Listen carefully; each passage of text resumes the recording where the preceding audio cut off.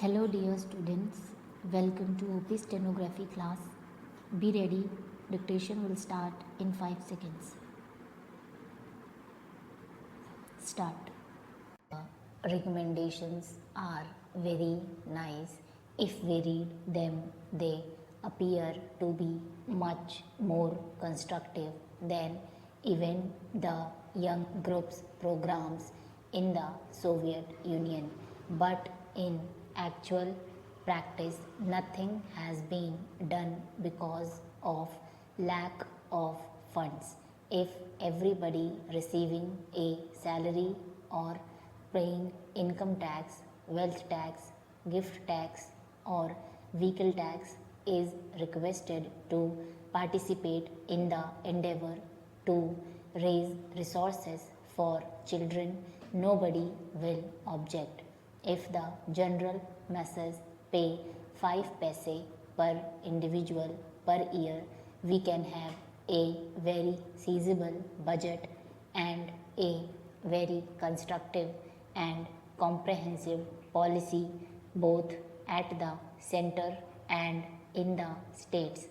When a child grows into a young man, he talks of sports and games.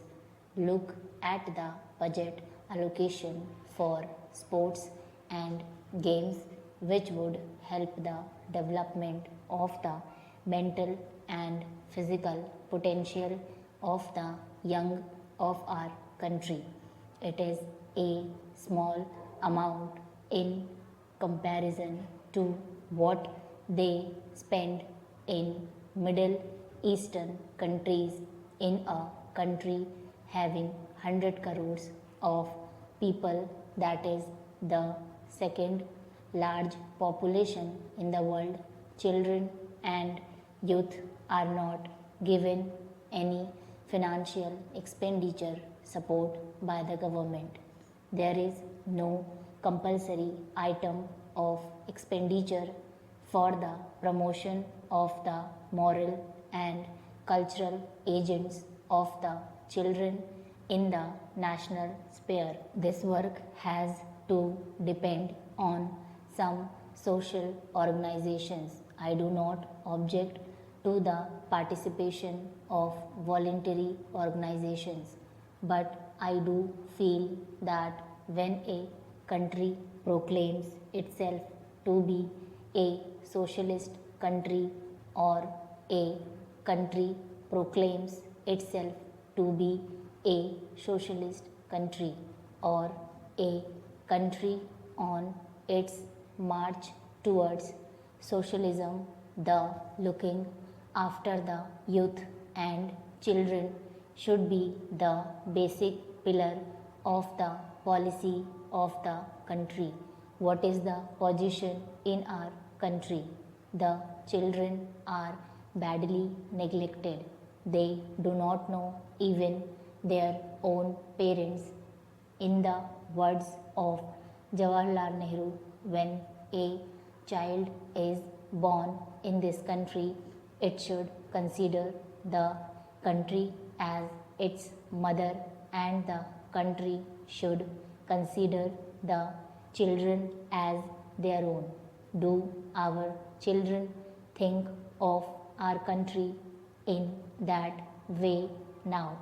Today, the looking after of children is done by the father of a church because they feel that is the way to serve God. Sometimes we give them prizes, or we recommend their names to the United Nations organization or other authorities for the award of Nobel or some other prize. But do you think that a country like ours should depend on a father of a church for the welfare of our children? The moment a child is born in our country, it should be the responsibility of the country under our constitution and the rule of law as it obtains today. Mr. Deputy Speaker, Sir, the recommendation on certain observations of the board with regard to the policy on children of our country is really speaking a very good outcome and a very good exercise. I have patiently heard the views on the policy as they were expressed by our Honorable Deputy Minister on the last day of the previous session. I also congratulated him for his attitude towards the children, but I would like to point out a few things on this national policy on children which is followed in other countries as well as in India.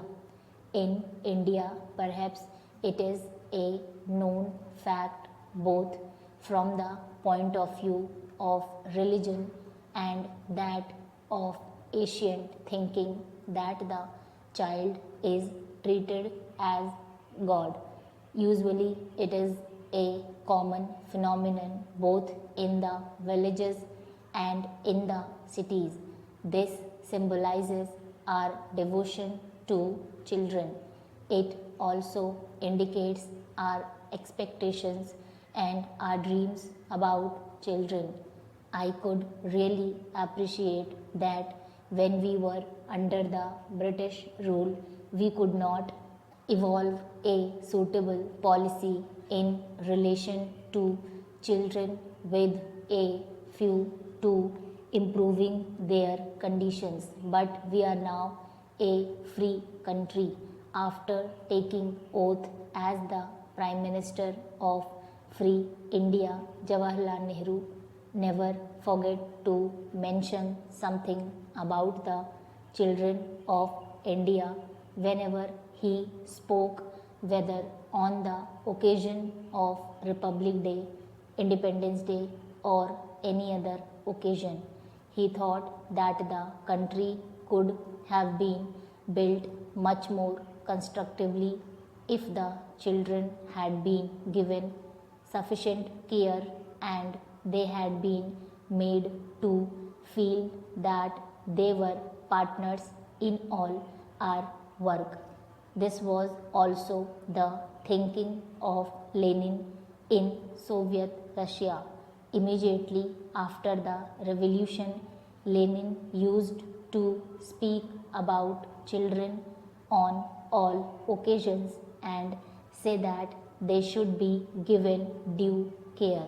This resulted in the formation of the group for children between the ages of 6 and 14 in Soviet Union and other socialist countries.